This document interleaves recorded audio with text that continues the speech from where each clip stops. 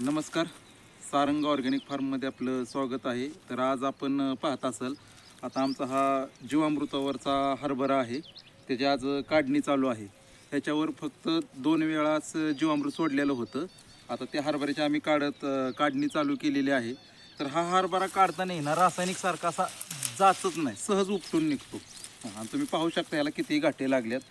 विषमुक्त शेतीचा हा फायदा आहे.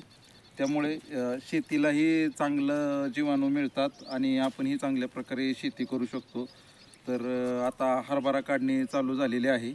तर जर कोणाला हरभऱ्याची डाळ वगैरे किंवा देशी हरभरा हवा असेल तर कृपया स्क्रीनवर दिसणाऱ्या नंबरवर संपर्क करावा. धन्यवाद.